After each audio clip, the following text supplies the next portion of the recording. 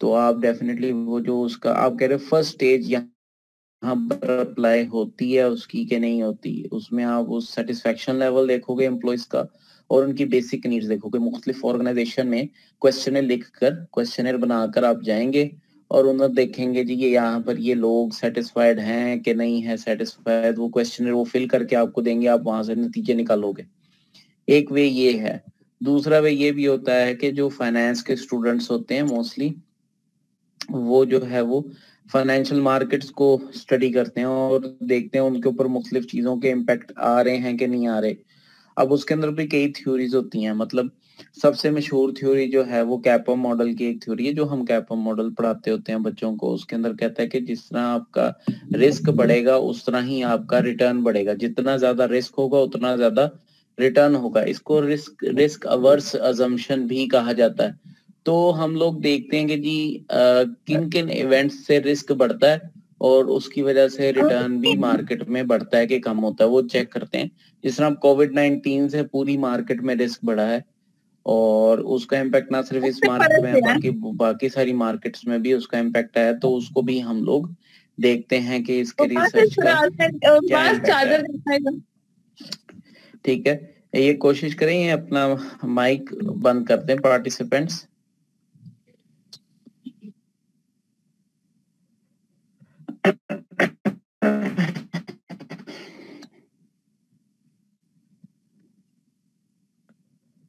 ठीक है, तो हम अब इसके पीछे जो मैंने अभी आपको बताई दो थ्योरीज है, तो प्योर मैनेजमेंट की थ्योरी है। ठीक है, इसी तरह ह्यूमन रिसोर्स में कुछ लोग काम करते हैं, उसके ऊपर भी रिसर्च की है। इसी तरह कुछ लोग मार्केटिंग मार्केटिंग के अंदर डेफिनेटली सेल बढ़ानी होती है, तो उससे रिलेटेड हम लोगों के पास कई किस्म की थ्योरी, मार्केटिंग मिक्स, ऐसे कोई ऐसी थ्योरीज होती हैं जिसको हम चेक करते हैं आजकल के सिनेरियो में, और फिर हम उस उनको अप्लाई करके या उनको हम लोग थ्योरीज को डेवलप करते हैं या उन थ्योरी से इनकार करके अपनी फाइंडिंग्स देते हैं, या हम किसी ना किसी जो सबसे लाइकलीहुड सिचुएशन होती है जो हमें करना चाहिए, क्योंकि हम लोग जो हैं अभी इतने ज्यादा बड़े रिसर्चर नहीं बने कि हम लोग एक नई थ्योरी डेवलप कर लें। ठीक है, मैस्लो एक बहुत बड़ा रिसर्चर होते हैं जो काफी सालों की रिसर्च के बाद थ्योरियां बनाते हैं। ठीक है, तो हम लोगों के पास ऐसा जितने अभी हम लोग क्या कर सकते हैं,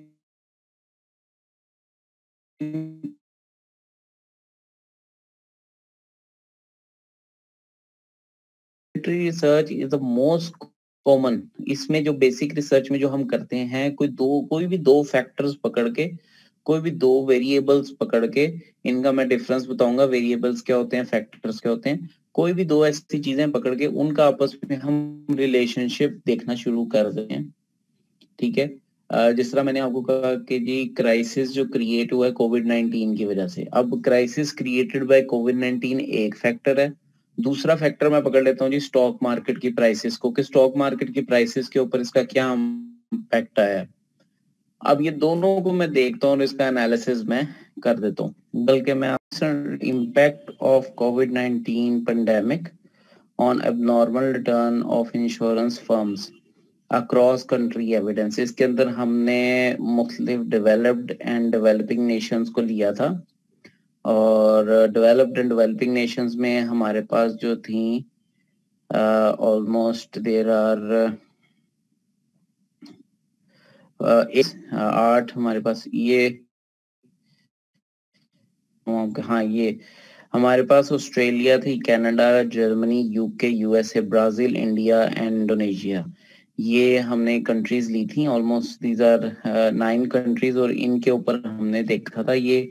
और इसके अंदर जो कंपनीज हमने सेलेक्ट की थी, लाइफ इंश्योरेंस 58 जो है इंश्योरेंस कंपनीज हमने ली थी, और इसमें फर्स्ट कोविड केस जब रिपोर्ट हुआ था उस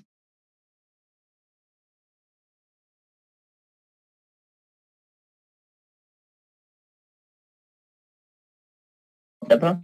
ठीक है, और इवेंट स्टडी मेथोडोलॉजी जो है वो हमने इधर अप्लाई की थी। तो ये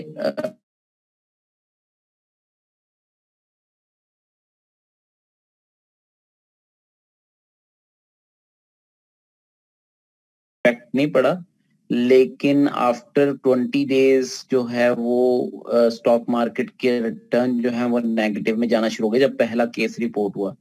तो मार्केट ने इफेक्ट पकड़ा नेगेटिव में, लेकिन थोड़े अरसे बाद। लेकिन जो हमारी डेवलपिंग कंट्रीज थी, जिस तरह ब्राजील हो गया, इंडोनेशिया, ठीक है, इंडिया तो चले अब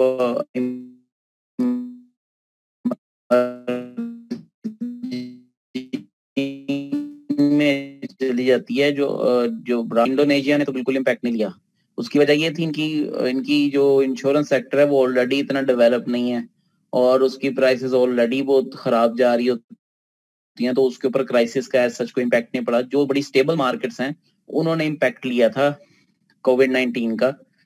तो ये हमारी स्टडी थी और इसके अंदर जो थ्योरी हमने ली थी वो थ्योरी हमने शुरू में बयान कर दी थी in shape of a table. हमने देखा था कि ये टेबल के अंदर हमने बताया था मुख्तलिफ लोगों की हमने स्टडी की थी, ये मुख्तलिफ स्टडीज को हमने देखा था और इसके अंदर हमने बताया था कि इवेंट स्टडी ही लगा हुआ है कि क्या इम्पैक्ट आता है उनके कंपनी के ऊपर। तो कुछ के ऊपर इंश्योरेंस सेक्टर में पॉजिटिव इम्पैक्ट आ रहा था और कुछ के ऊपर नेगेटिव इम्पैक्ट आ रहा था।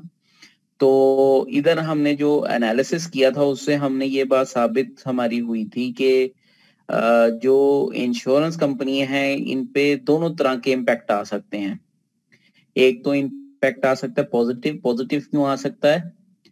क्योंकि ये इंश्योरेंस कंपनी जो हैं ये जब कोई क्राइसिस आता है तो उस सूरत में लोग ज्यादा से ज्यादा जो है इनके पास अपने वो लेते हैं, पॉलिसीज खरीदते हैं जिनसे इनके पास प्रीमियम बढ़ता है। तो उसकी वजह से इनके ऊपर पॉजिटिव इम्पैक्ट भी आ सकता है, दूर हो सकता है। और नेगेटिव इम्पैक्ट ऐसे आ सकता है कि अगर क्राइसिस आता है तो उसके बाद ज्यादा से ज्यादा लोगों की डेथ होती है, ठीक है, मतलब ये क्राइसिस आया, उससे क्या हो सकता है, उससे क्लेम का अच्छा हो सकता है, क्लेम बढ़ सकता है इनका। तो क्लेम जब बढ़ेंगे तो उससे जो थी स्टडी थी और इसके ऊपर हम किया था। तो ये एग्जाम्पल है हमारे पास एक्सप्लेनेटरी रिसर्च की। इसके अंदर दो चीजों को देखा था, एक तरफ कोविड-19 का इवेंट और दूसरी तरफ हमने एक्सप्लेनेटरी जो दूसरी तरफ हमने अब नॉर्मल रिटर्न्स, अगर उन कोविड-19 की वजह से आपके अब नॉर्मल रिटर्न्स होते हैं कि नहीं होते, ठीक है। तो ये इसके अंदर एक जो है वो हमारा कंट्रीब्यूशन थी। अब बॉडी ऑफ नॉलेज में ये कंट्रीब्यूशन आई कि जो डेवलप ने हमने क्या ऐड किया बॉडी ऑफ नॉलेज में। एक इशू आया। इशू क्या था? मैंने एक क्वेश्चन रेज किया। वो क्वेश्चन ये था कि जी क्या ये जो क्राइसिस आया है कोविड-19 का, इस क्राइसिस की वजह से इंश्योरेंस सेक्टर पे नेगेटिव इम्पैक्ट पड़ा है कि पॉजिटिव इम्पैक्ट पड़ा है? ये मेरा क्वेश्चन था। इस क्वेश्चन को मैंने रिसर्च करना शुरू किया, मुख्तलिफ स्टडीज पढ़ी, मुख्तलिफ हिस्टोरिकल स्टडीज ने मुझे बताया कि जी क्राइसिस जो कोविड-19 जैसे क्राइसिस हैं उन क्राइसिस का इंश्योरेंस सेक्टर पे पॉजिटिव इम्पैक्ट भी आता है, जो मैंने आपको टेबल दिखाया, और नेगेटिव इम्पैक्ट भी आता है। वो जब पॉजिटिव और नेगेटिव इम्पैक्ट मैंने देखा उसके बाद मैंने एक थ्योरी, जो एक मुझे थ्योरी नजर आई, थ्योरी को मैंने देखा तो थ्योरी के अंदर प्रोस्पेक्ट थ्योरी आ गई, ठीक है, और उसके बाद रिस्क वर्स अजम्पशन आ गई। ये सारी थ्योरियां मिलाकर फिर मैंने कहा मैं अब इसको स्टडी करता हूँ। मैंने अब इसका एनालिसिस शुरू कर दिया। फिर जब मैंने एनालिसिस खुद से अपने जो सेक्टर थे उनके ऊपर एनालिसिस किया तो एनालिसिस के बाद मुझे पता लगा कि डेवलप्ड कंट्री जो मैंने ऐड किया, जो मुझे आंसर मिले, तो बॉडी ऑफ नॉलेज में मैंने ये ऐड किया कि जो डेवलप्ड नेशन है उनके ऊपर डेफिनेटली इसका इम्पैक्ट आया है जब कोविड-19 का केस रिपोर्ट हुआ, लेकिन वो जो इम्पैक्ट है वो थोड़े अरसे बाद आना शुरू हुआ और मार्केट ने नेगेटिव रिपोर्ट की है। इंश्योरेंस सेक्टर जो है वो नेगेटिवली इम्पैक्ट हुआ है इससे, मतलब उसको क्लेम के डर की वजह से, क्लेम्स के डर की वजह से। क्योंकि शुरू में जब कोविड-19 आया तो उसकी सिवियरिटी इतनी ज्यादा थी, लोग कह रहे थे बहुत ज्यादा लोगों की डेथ होगी, तो क्लेम्स की सिवियरिटी की वजह से इंश्योरेंस सेक्टर के ऊपर नेगेटिव इम्पैक्ट आया। जबकि जो डेवलपिंग नेशन है, जो अंडर डेवलप्ड नेशन है, उनके अंदर एज सच इम्पैक्ट नहीं आया इवेंट का। तो ये हमारा एक क्रक्स था इधर जो हमने आंसर किया। तो ये हमारी एक बेसिक रिसर्च थी, this was not the applied research. Applied research on the other hand, if you are a professional, आप किसी ऑफिस में जॉब करते हैं या किसी कंपनी में जॉब करते हैं, और उधर ये अकाउंटेंट्स वगैरह इस लेवल पर नहीं, जो स्ट्रेटेजिक लेवल पे डिसीजन मेकिंग होती है, आपको अगर किसी चीज का मैनेजर लगा दिया जाए या कहीं पर आपको एडवाइजर या कंसल्टेंट, ठीक है, या आप उस मैनेजिंग पोस्ट के ऊपर, वहां पर आपको सम टाइम जो टास्क दिए जाते हैं वो अप्लाइड रिसर्च की शक्ल में दी, मतलब आपको कोई इश्यूज फेस करने पड़ते, वो मोस्टली उनको टास्क दिए जाते हैं, उन्होंने बस उन्हें परफॉर्म करना होता है, उनको दिमाग का काम ऐसा नहीं दिया जाता, उनको डेली जो एसओपीज है उनको फॉलो करना होता है, उनको वो चीजें करनी। जिस तरह आप इंटर्नशिप करने जाए बैंक में, तो जब इंटर्नशिप आप कर रहे होते हैं तो वो आपसे सिर्फ फॉर्म्स फिल करवाते रहते हैं, ठीक है, आपको मेन जो ऑपरेशंस हैं वो नहीं बताते, कुछ लोगों को बता देते हैं, लेकिन उसके अलावा जो मेन चीज आपको नहीं बताई जाती, और आपसे सिर्फ फॉर्म्स और ऐसी चीजें, थोड़े से ऑपरेशंस बता दिए, लेकिन जो स्ट्रेटेजिक लेवल पे होता है, अपर लेवल पे होता है, वहां पर ऐसा चीज तरह नहीं होता कि आपने डेली बेसिस पे जाना है, जाके आपने काम करना है और आपके काम की नौयत पता है आपने उसको, या आपने फॉर्म फिल करने हैं, एक्सेल पे काम कर रहे हो, ठीक है, आप डॉक्यूमेंटेशन कर रहे हो, आप पॉलिसीज बेच रहे हो, ठीक है, आपको एक सारा स्टैंडर्ड पता लग गया, एसओपीज पता लग गया, उसके ऊपर आप चलते हो, मशीन को ऑपरेट करने वाले मैनेज जो होते हैं, लेबर होती है, वो मशीन को एक ही लेवल पे ऑपरेट करती है, उन्हें पता नहीं होता ये बनती कैसे है, इसके ऑपरेशंस क्या है, लेकिन वो उनको चलानी आती है, वो चला लेते हैं। तो ये तो काम हो गया, लेकिन जो अप्लाइड रिसर्च, जो स्ट्रेटेजिक लेवल के लोग होते हैं, उनको टास्क दिया जाता है कि ये इशू है, इसको सॉल्व करना है, किस तरह अब वो सोचते हैं उसके ऊपर, वो करते हैं यहाँ पर अप्लाइड रिसर्च। वो क्या करते हैं, वो स्पेसिफिक प्रॉब्लम को सॉल्व करते हैं, ठीक है, और ये जो स्पेसिफिक प्रॉब्लम को सॉल्व करते हैं, इससे प्रैक्टिशनर्स को जो आपको एसओपीज दिए जाते हैं कि इन एसओपीज को फॉलो करके आपने एक काम करना है, वो एसओपीज एक रिसर्च के बाद बनाए जाते हैं, कि एक काम को जो में आप प्रिंसिपल ऑफ मैनेजमेंट में आप पढ़ते हो कि मैनेजमेंट,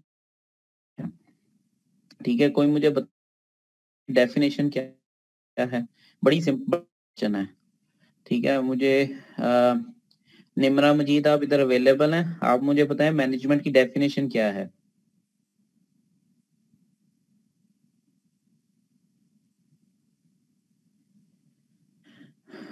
निम्रा मजीद आप हैं इधर, रोल नंबर 10।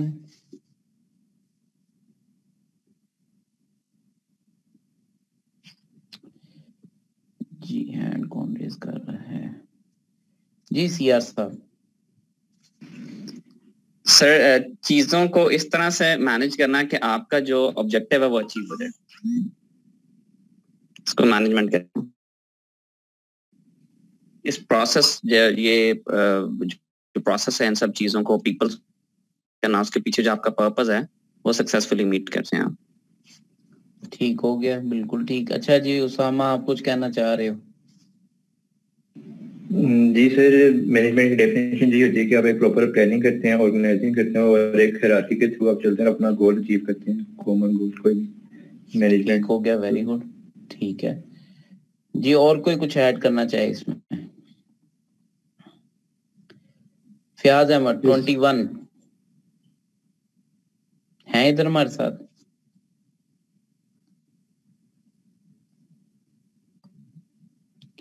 ऑनलाइन स्टडी के ये तो मजे हैं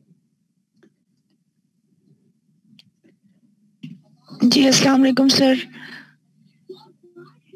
जी जोया, आप सर मैनेज, जी सर, प्लानिंग होती है, उसके बाद ऑर्गेनाइजिंग होती है, लीडिंग एंड कंट्रोलिंग, और उसके बाद इन सारे प्रोसेस से आपका जो गोल अचीव हो जाता है, this is called management.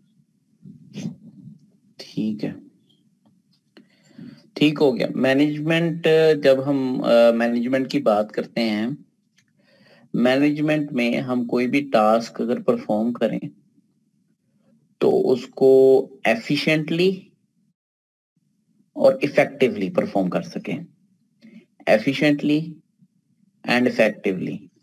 Effective का मतलब है बिल्कुल ठीक, सही, और एफिशिएंटली का मतलब है विद इन टाइम, जितना आप एफिशिएंट होके विद इन टाइम आप उसको टाइम एफिशिएंट होके, जरूरी नहीं है टाइम एफिशिएंट हो, एफिशिएंसी और भी चीजों से मेजर की जा सकती है।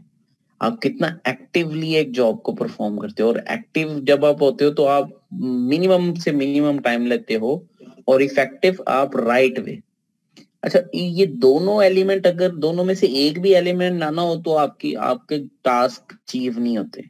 फॉर एग्जाम्पल, आप अगर इफेक्टिव का मतलब है कि सही, आप बहुत एफिशिएंट हैं, बहुत टाइमली काम करते हैं, बहुत तेज काम करते हैं, लेकिन at the end of the day आपका जो रिजल्ट है वो गलत आ रहा है।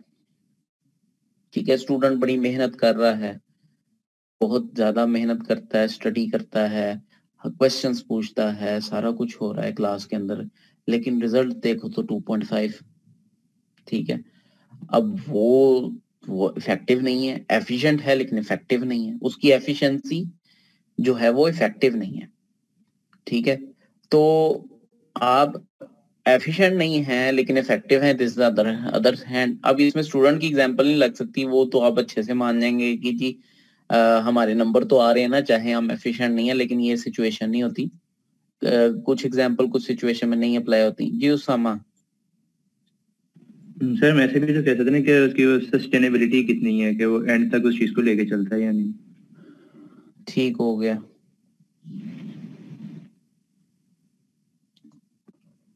सही है। अच्छा, तो हम यहाँ पर जब एफिशिएंटली टाइम, अब जो एफिशिएंसी को देखकर और इफेक्टिव को देखकर हम एसओपीज बनाते हैं, वो एसओपीज कौन बनाते हैं? वो लोग बनाते हैं जो प्रैक्टिशनर बनाते हैं, और प्रैक्टिशनर्स को हेल्प कौन करता है? जो अप्लाइड रिसर्च करता है। और अप्लाइड रिसर्च की स्किल अगर आपके पास आ जाए, अगर आपको अप्लाइड रिसर्च करने की स्किल आ जाए, तो आप अपर लेवल पे हायर होते हो हर ऑर्गेनाइजेशन में। मतलब अगर आप सारी जिंदगी, लेट्स से कुछ लोग कहते हैं कि मैंने सारी जिंदगी जो है ये मशीनों में गुजार दी, ये सारी जिंदगी जो है मैंने अकाउंट्स में गुजार दी, तो इसमें ठीक है कुछ और फैक्टर्स ऐड होंगे, लेकिन इसमें उस बंदे का भी कसूर है कि उसने अपनी स्किल्स को एनहेंस नहीं किया, उसने अपने अंदर जो है रिप्रोडक्शन ऑफ नॉलेज क्रिएट ही नहीं किया। अगर वो क्रिएट कर ले तो वो आहिस्ता आहिस्ता खुद ही उसकी सीट जो है वो अबव जाती जाएगी, क्योंकि वो डेफिनेटली जब वो एक चीज को सीख जाएगा तो उसको कहीं ना कहीं वो अप्लाई लाजमी करेगा, और जब वो अप्लाई करेगा तो लोगों की जरूरत बनता जाएगा। जब वो लोगों की जरूरत बनता जाएगा तो लोग उसे जो है वो हायर करेंगे फॉर द बेटर पोजीशन। ठीक है, तो ये आप लोगों का डिसीजन है, ये एक बंदे का, इंसान का डिसीजन होता है कि वो किस पोजीशन पे, और वो बाद में कंप्लेन करे, इसमें उसका भी कसूर है कि वो किस तरह अपने आप को इम्प्रूव कर सकता है। रिसर्च की स्किल अपने अंदर अगर आप डेवलप कर लेते हो तो definitely you will curious about everything. आप जब क्यूरियस हो जाओगे किसी भी चीज के बारे में तो आप आंसर्स ढूंढोगे। जब आप आंसर्स ढूंढने शुरू करोगे तो फिर आपको डेफिनेटली उसके अंदर इतनी हेल्प होगी कि आप नई नई चीजें सीखोगे। नई नई चीजें सीखने के बाद आपकी डेवलपमेंट होगी, ब्रेन डेवलपमेंट होगी, और लोगों की जरूरत आप बनते जाओगे, और लोग आपको फिर बेहतर पोजीशन पे लेके जाएंगे। बहरहाल अप्लाइड रिसर्च के अंदर जब आप कोई specific problem related to the organization mainly आप करते हो, उसके अंदर आप क्या, फॉर एग्जांपल इसके अंदर आप एक पॉलिसी को चूज करना है कि दूसरी पॉलिसी को चूज करना है। बिजनेस पॉलिसी एक अलग से स्ट्रेटेजिक लेवल का सब्जेक्ट है, आपने कौन सी पॉलिसी लगानी है। अब वो पॉलिसी देखें, इसके ऊपर रिसर्च भी हो सकती है। वो पॉलिसी ऐसी भी हो सकती है कि आपने मार्केट में कंपेटिटिव एडवांटेज हासिल करना है, तो आप उसके लिए कौन सी पॉलिसी, आपके पास कौन सी ऐसी कैपेबिलिटीज हैं, कौन से ऐसे एट्रीब्यूट्स हैं जो आपको दूसरे आपके कंपेटिटर से अलग कर देते हैं। वो रिसर्च आपसे करवाई जाती है ऑर्गेनाइजेशन के अंदर, वो अप्लाइड रिसर्च होती है जिसका फायदा आपकी ऑर्गेनाइजेशन को हो। जो रिसर्च करने के बाद आप अपने सेटअप पे, अपने बिजनेस पे, अपनी ऑर्गेनाइजेशन पे जिस रिसर्च को अप्लाई कर सकें। ठीक है, फॉर इम्प्रूविंग प्रोडक्टिविटी, आप प्रोडक्टिविटी को इम्प्रूव कर सके उसकी वजह से अपनी ऑर्गेनाइजेशन की। प्रॉब्लम विद मशीन्स को अगर हल करना है तो उसके लिए आप रिसर्च करें। रॉ मटेरियल को आप किस तरह बेहतर यूटिलाइज कर सकते हो, अगर कोई रॉ मटेरियल जाया हो रहा है उसको कैसे आप खत्म कर सकते हो, ये सारी चीजें। पर्सन्स वर्किंग, उन जो लोगों के साथ काम करे, एचआर के ऊपर बहुत ज्यादा रिसर्च होती है कि उनको किस तरह आप ऑर्गेनाइजेशन के साथ लॉयल बना सकते हो। कम सैलरी में लोगों को ज्यादा से ज्यादा ऑर्गेनाइजेशन के लेआउट ज्यादा ना हो, लोगों की जो है वो लोग छोड़ के ना जाएं पर्सन्स वर्किंग के ऊपर। तो इसके अंदर बेसिक रिसर्च और अप्लाइड रिसर्च में काफी ज्यादा डिफरेंस है।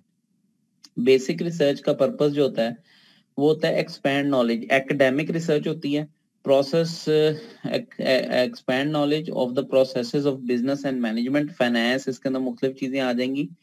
रिजल्ट्स जो इसके आते हैं बेसिक रिसर्च के वो यूनिवर्सल होते हैं, वो थ्योरी को कंट्रीब्यूट किया, थ्योरी को सपोर्ट कर रहे होते हैं या थ्योरी को रिफ्यूट कर रहे होते हैं, ठीक है। और ये यूनिवर्सल आउटकम्स होती हैं इसकी। फाइंडिंग्स जो हैं of significance and value of the society in general, पूरी सोसाइटी के लिए आप बात करेंगे, मतलब आप पूरी आप अगर इकोनॉमिक्स के बंदे हैं तो आप पूरी इकोनॉमी से रिलेटेड कोई ना कोई पॉलिसी बनाएंगे इसके अंदर बेसिक रिसर्च के अंदर, ठीक है। ये पर्पस है जी बेसिक रिसर्च का। कॉन्टेक्स्ट क्या है, किस कॉन्टेक्स्ट में मैं ये बात कर रहा हूँ, undertaken by the people based in universities, आप लोगों की बात कर रहा हूँ यहाँ पे मैं। Choice of topic and objective determine by the researcher, आप रिसर्चर बनेंगे और फिर आप कोई ना कोई टॉपिक करेंगे और उसके सोल्यूशन निकाल के आप ओवरऑल यूनिवर्सल एक सोल्यूशन देंगे।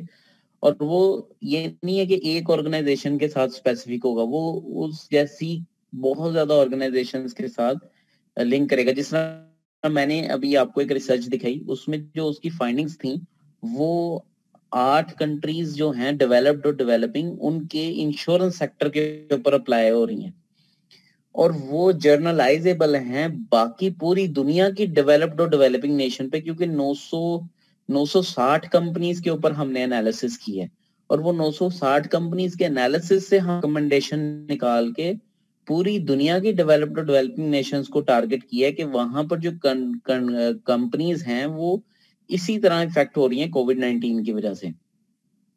तो इसके अंदर जो है फ्लेक्सिबल टाइम होता है आपके पास, आप जब मर्जी रिसर्च करें, आपको कोई भी रोकने वाला नहीं है, ठीक है। तो दो तरह से हम लोग, दो जगहों से मैंने ये डिफरेंस निकाल के आपके सामने, अभी मैं दूसरा भी डिफरेंस आपसे डिस्कस करूंगा बेसिक एंड अप्लाइड रिसर्च का। अब अप्लाइड रिसर्च का जो मकसद है वो ये है कि improve understanding of the particular business and management problem. एक बिजनेस और मैनेजमेंट में कोई प्रॉब्लम आई है आपके, आप उसको सॉल्व करना चाह रहे हैं तो आप अप्लाइड रिसर्च करेंगे और जो आपके रिजल्ट्स हैं वो उस प्रॉब्लम का सोल्यूशन होंगे, ठीक है। अब जो आपका नॉलेज है वो आपका जो प्रॉब्लम सॉल्व किया है उस तक लिमिटेड है, मतलब आपका नॉलेज ज्यादा एक्सपेंडेबल नहीं है, जर्नलाइजेबल नहीं है। फाइंडिंग्स जो हैं वो findings of the practical relevance, मतलब ये जो फाइंडिंग्स आएंगी आपकी, हमारी जो बेसिक रिसर्च की फाइंडिंग्स हैं वो तो जर्नलाइज हैं, सोसाइटी के पूरी सोसाइटी पे अप्लाई होती हैं, वो इतनी प्रैक्टिकल नहीं होती सम टाइम, ठीक है। जो यहाँ पे फाइंडिंग आती है अप्लाइड रिसर्च पे, वो चूंकि आप अप्लाई करते हो उनकी ज्यादा प्रैक्टिकल रेलेवेंस होती है, ठीक है। कॉन्टेक्स्ट इसका ये होता है, कॉन्टेक्स्ट इसका ये वो लोग करते हैं जो based in variety of settings including organization, जो ऑर्गेनाइजेशन और यूनिवर्सिटीज के अंदर काम कर रहे होते हैं, ठीक है। और उसके अंदर मोस्टली स्टूडेंट्स नहीं होते, लेकिन जो उधर जो काम कर रहे होते हैं वो हो जाते हैं। Objectives negotiated with the originator, अब जिसने प्रॉब्लम क्रिएट की है, जिसने प्रॉब्लम डिस्कस, आप उसके साथ जो है वो ऑब्जेक्टिव्स डिस्कस करते हो, जो प्रॉब्लम बताने वाला होता है जिसने वो क्वेश्चन रेज किया होता है, ठीक है। और इसके अंदर जो है ऑर्गेनाइजेशन आपको टाइम देती है कि इस टाइम के अंदर अंदर जो है इस प्रॉब्लम को आपने सॉल्व करनी है, तो ये टाइम स्पेसिफिक होती है इसके अंदर, ठीक है। ये जो है ये दूसरी बुक से जो हमारे पास उम्मे सुकरान है वहां से मैंने ये डिफरेंस उठाया, तो लेकिन दोनों का डिफरेंस इंपॉर्टेंट है समझना आप लोगों के लिए। तो बेसिक रिसर्च जो है इंट्रिंसिकली सेटिस्फाइड, अप्लाइड रिसर्च जो है वो सेटिस्फाइंग, मतलब आप खुद से किसी सवाल का जवाब हासिल करना चाहें। इस्लामिक बैंकिंग ठीक है कन्वेंशनल बैंकिंग के अगेंस्ट के नहीं ठीक, आप उसका जवाब अगर फाइंड कर लेते हो तो आप खुद से सेटिस्फाई हो जाओगे और आप एक अच्छा जर्नलाइज सी फाइंडिंग दे दोगे। अप्लाइड जो है this is the part of the job. Basic में आपको फ्रीडम होती है, अप्लाइड के अंदर आप कंस्ट्रेंट होते हैं of the demands of the sponsor, जिसने आपको स्पॉन्सर किया, मोनली ऑर्गेनाइजेशन जिसके लिए आप काम कर रहे हो वो आपको स्पॉन्सर करता है या वो उसके पास आप एम्प्लॉई हो। हाई स्टैंडर्ड अप्लाई होते हैं, researcher is quick and dirty, मतलब ये जल्दी जल्दी काम कंप्लीट करते हैं, ज्यादातर वो जो है वो बस उनका टारगेट होता है कि वो जो है वो सोल्यूशन निकाले उस प्रॉब्लम का, जो प्रॉब्लम ऑर्गेनाइजेशन फेस कर रही है, और इतने ज्यादा कोई हाई स्टैंडर्ड वो मीट नहीं करते, ठीक है।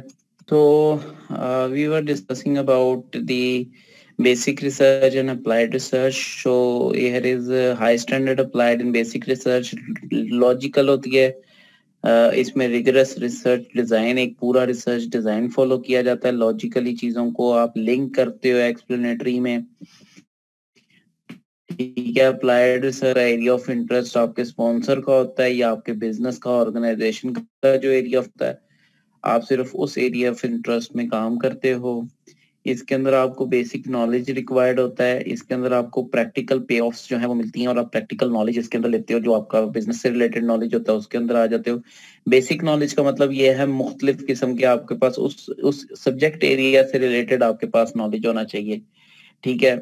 सक्सेस जो है वो आपके रिजल्ट जो है वो पब्लिश होते हैं, उसके बाद impact of the other scientist, दूसरे साइंटिस्ट उस इम्पैक्ट को, उस रिसर्च को देखकर फर्दर रिसर्च करते हैं।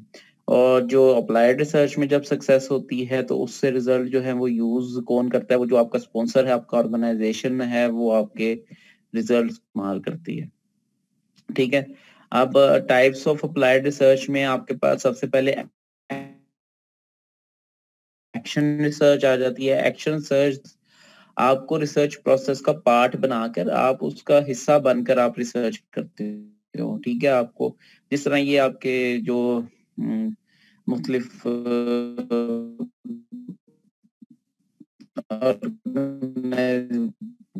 में sometime you have to be under cover person, आप एक अंडर कवर ऑफिसर बनकर एक सिचुएशन के अंदर जाकर फिर वहां पर जाकर आप उस माफिया का पार्ट बनते हो। उस माफिया का पार्ट बनने के बाद आप इन्वेस्टिगेशन करते हो और फिर उसको रिजल्ट्स जो है अपनी ऑर्गेनाइजेशन, ये is something some sort of like that, कि आप उसके अंदर रिसर्च प्रोसेस के अंदर आप उसका पार्ट बनते हैं, उस रिसर्च के उस जो सब्जेक्ट एरिया है उसका पार्ट बनते हैं। Research incorporates popular knowledge, focus on the power with goal of empowerment, increase awareness tied to the political action. इसके अंदर आप जो है एक्शन रिसर्च में जो आपका मेन आइडिया है, that is you are going to participate in the research process, ठीक है। आप घर बैठ के कंप्यूटर पकड़ के उसके ऊपर सिर्फ रिजल्ट्स लगा के आप एनालिसिस नहीं करते, आप उस प्रोसेस का पार्ट बनते हो, और उस प्रोसेस का पार्ट बनकर आप फिर अपने फाइंडिंग्स जो हैं वो प्रेजेंट करते हैं, ठीक है। इम्पैक्ट असेसमेंट, इम्पैक्ट असेसमेंट का एक और टाइप है अप्लाइड रिसर्च की, estimate the likely consequences of planned change. आप अपनी ऑर्गेनाइजेशन में कुछ चेंज लेकर आते हो, जैसे ही आप वो चेंज लेकर आते हो तो उसके बाद आप उसका इम्पैक्ट देखते हो, ठीक है। ये गूगल ने किया था, उसने क्या किया, सारे मैनेजर हटा दिए, उन्होंने कहा जी कि मैनेजर्स की हमें जरूरत नहीं, उन्होंने मैनेजर्स हटा दिए। तो जब मैनेजर्स उन्होंने हटा दिए तो उसके बाद उन्होंने उसका इम्पैक्ट चेक किया। जब उन्होंने इम्पैक्ट चेक किया, उन्होंने कहा कई ऐसी चीजें हैं जो मैनेजर्स के बगैर, कई ज्यादा ऐसी चीजें हैं जो मैनेजर्स के बगैर सॉल्व नहीं हो सकती, क्योंकि Google is a very technical kind of organization, और उसके अंदर एज सच इतना हरारकल की जरूरत नहीं थी कि हिरारकी बने, मैनेजर हो, सीनियर मैनेजर, फिर लाइन मैनेजर, फिर मिडल मैनेजर, इस तरह की, क्योंकि हर कोई एक दूसरे के साथ लिंक्ड था। तो उन्होंने मैनेजर्स को हटा, उन्होंने कहा मैनेजर्स जो हमने रखे हुए हैं वो इतना कोई सक्सेस नहीं क्रिएट कर रहे, तो उन्होंने उनको हटा के देखा, लेकिन उसके बाद उनको नुकसान फेस करना पड़ा। फिर उन्होंने दोबारा से प्रोजेक्ट ऑक्सीजन के नाम से शुरू किया, और उसके अंदर उन्होंने जो है कई मैनेजर और अच्छे मैनेजर्स को रखा कि वो कहते थे कि ये काफी इसेंशियल पार्ट होते हैं, मतलब हर फील्ड के डिपार्टमेंट, एचआर डिपार्टमेंट, उसको हर जगह पे किसी ना किसी को देखने के लिए, मैनेज करने के लिए मैनेजर की जरूरत होती है। तो ये एक किस्म की इम्पैक्ट असेसमेंट यहाँ पर आ गई। तो उसके बाद इवेल्युएशन रिसर्च एक और अप्लाइड रिसर्च की टाइप है। Did the program work, is the effectiveness. कोई भी प्रोग्राम आप अप्लाई कर देते हो, जिस तरह मैंने प्रोजेक्ट ऑक्सीजन की बात की, फिर उन्होंने दोबारा से मैनेजर्स को हायर किया और अच्छी पोस्ट पे हायर किया, फिर उन्होंने वो जो प्रोग्राम चलाया प्रोजेक्ट ऑक्सीजन का, उसके बाद वो जो मैनेजर की परफॉर्मेंस देखी और अपने बिजनेस की परफॉर्मेंस देखी, उन्होंने कहा जी कि इस प्रोजेक्ट की वजह से हमारी इफेक्टिवनेस इंक्रीज हुई है। ठीक है, इसी तरह कई ऑर्गेनाइजेशंस जो हैं वो एक्शन रिसर्च परफॉर्म करती हैं, जैसा टेस्ला है।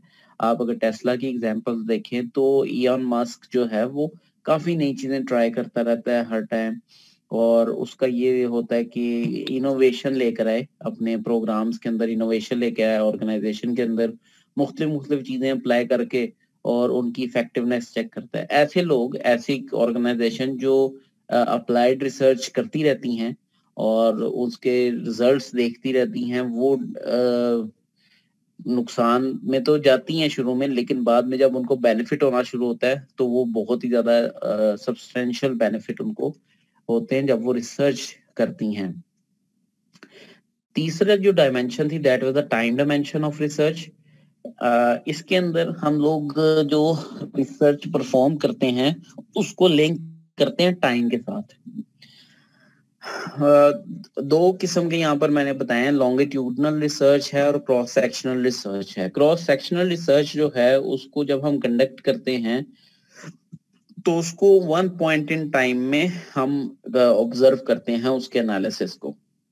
फॉर एग्जांपल मेरी जो स्टडी मैंने अभी आपके सामने की वो है तो टाइम सीरीज, लेकिन उसके अंदर एक क्रॉस सेक्शनल रिसर्च का एलिमेंट है कि मैंने सिर्फ जो डेट ली है वो वन पॉइंट इन टाइम लिया, वो लिया है फर्स्ट रिपोर्टेड केस वाला डे, तो वो उस हिसाब से क्रॉस सेक्शनल हो जाती है, स्नैपशॉट स्टडी हो जाती है। इसी तरह आप देख सकते हो इसके अंदर मुख्तलिफ कंट्रीज का 2018 में शुगर प्रोडक्शन, ठीक है, और या फिर आप ये भी देख सकते हो कि पिछले साल का बजट मुख्तलिफ कंट्रीज का, उन्होंने एजुकेशन में कितना जो है वो बजट एलोकेट किया। अब ये वन पॉइंट इन टाइम का फैक्टर है और आप उसको देख कर एनालिसिस जो करते हो वो स्नैपशॉट स्टडी कहलाती है, वन पॉइंट, और वो क्रॉस सेक्शनल स्टडी कहलाती है।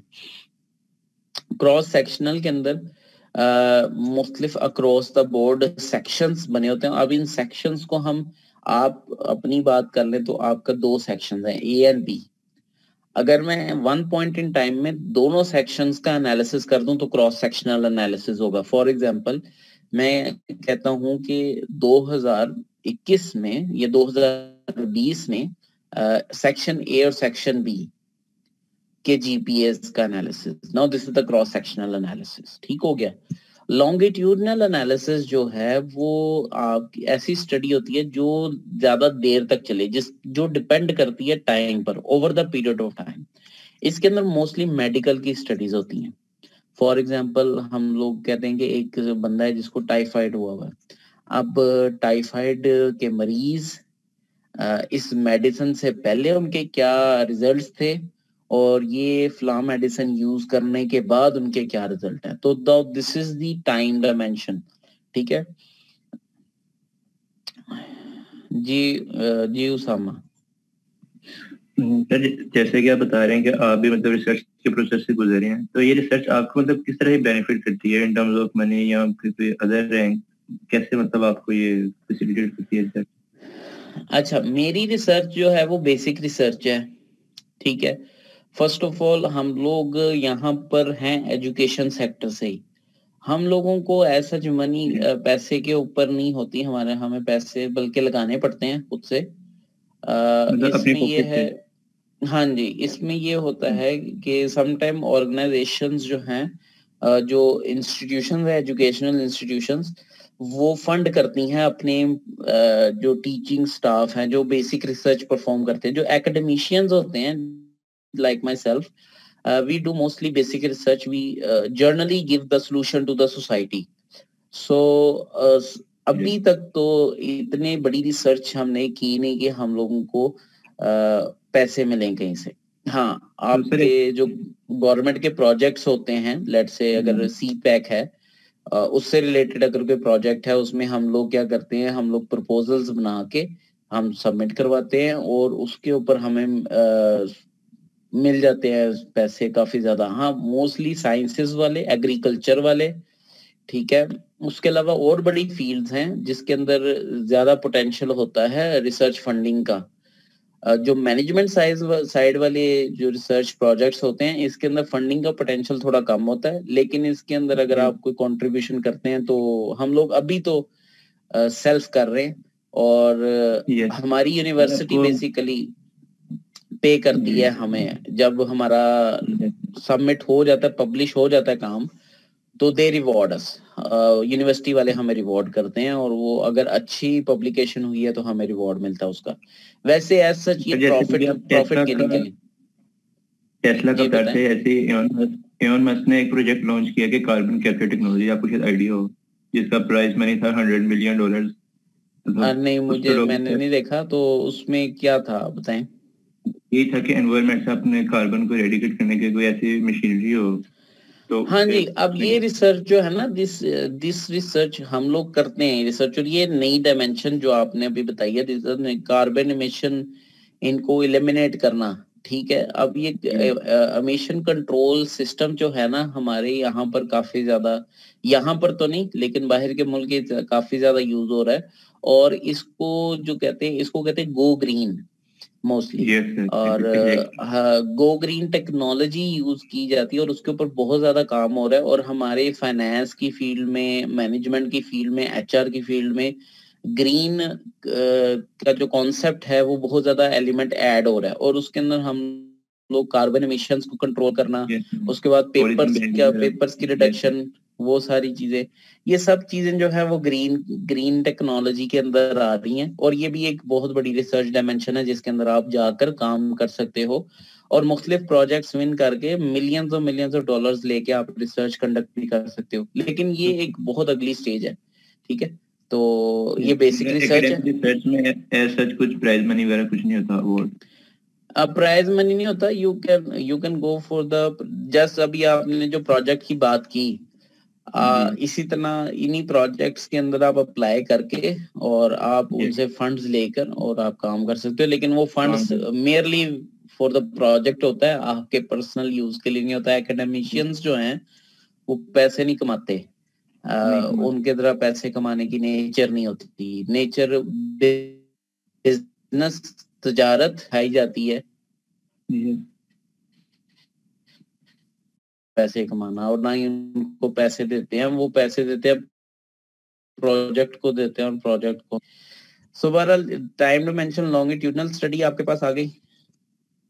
लॉन्गिट्यूडनल स्टडी में टाइम सीरीज स्टडी आ जाती है। हम लोग जो है वो प्रीवियस डाटा यूज करके, प्रीवियस ईयर्स का डाटा यूज करके हम फ्यूचर का प्रेडिक्ट करते हैं। ये मोस्टली फॉरेक्स के अंदर आप देखें तो ट्रेंड देखे जाते हैं। मतलब आप अगर किसी फॉरेक्स के बंदे को या किसी स्टॉक मार्केट के बंदे को देखें तो उसकी कंप्यूटर स्क्रीन तो देखें, उसके ऊपर लाइनें लगी होती हैं और मुख्तलिफ ट्रेंड्स नजर आ रहे होते हैं। वो पिछली प्राइसेस होती हैं, उन प्राइसेस को देखते हुए वो फ्यूचर को प्रेडिक्ट कर रहा होता है। मतलब टाइम सीरीज एनालिसिस इसके अंदर आ जाता है, ठीक है। और पैनल स्टडी इसके अंदर आ जाते हैं। पैनल स्टडी में मिक्सअप होता है, क्रॉस सेक्शन भी होते हैं और टाइम सीरीज भी होते हैं। फॉर एग्जाम्पल मैं यहाँ पे आपको कह देता हूँ कि मैंने लेट्स से ये देखा कि आपकी फिजिकल क्लासेस में आपका CGPA और आपकी ऑनलाइन क्लासेस में, फिजिकल क्लासेस से ऑनलाइन क्लासेस से आपका CGPA कैसे चेंज हुआ,